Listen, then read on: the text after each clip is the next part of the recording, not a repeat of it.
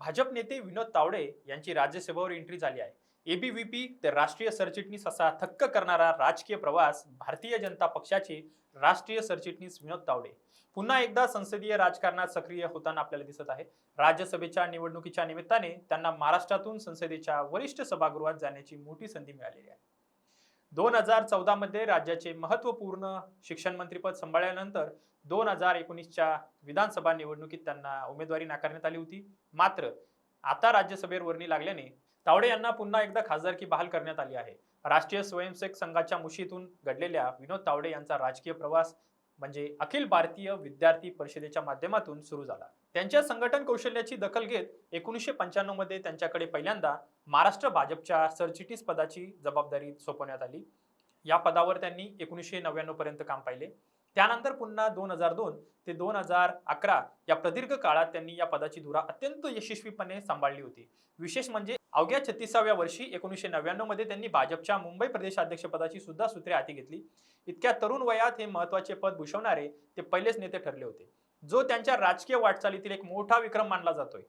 2014च्या विधानसभा निवडणुकीत बोरिवली मतदारसंघातून ते आमदार म्हणून निवडून आले.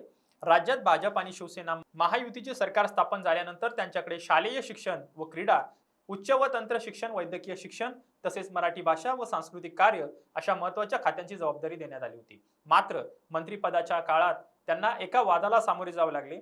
त्यावेळी काँग्रेसमध्ये असलेले तत्कालीन विरोधी पक्षनेते राधाकृष्ण विखे पाटील यांनी तावडे यांच्या पदवीवर प्रश्नचिन्ह उपस्थित करत ती बोगस असल्याचा आरोप केला होता आणि त्यांच्या राजीनाम्याची मागणी केली. या घडामोडीनंतर जून 2019 मध्ये त्यांना शालेय शिक्षण मंत्री पदावरून पायउतार व्हावे लागले होते. या राजकीय उलथापालथीनंतर 2019च्या विधानसभा निवडणुकीत पक्षाने त्यांना उमेदवारी दिली नाही. त्यामुळे काही काळ ते संसदीय राजकारणापासून बाजूला गेल्याचे चित्र होते.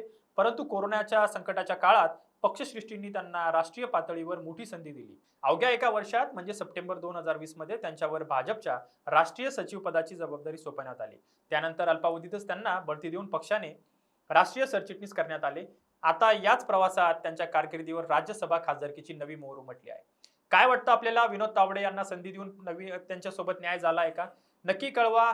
अशाच थोडक्यात महत्त्वपूर्ण माहितीसाठी बघत राहा सत्य पे सत्ता, थोडक्यात पण महत्त्वाची.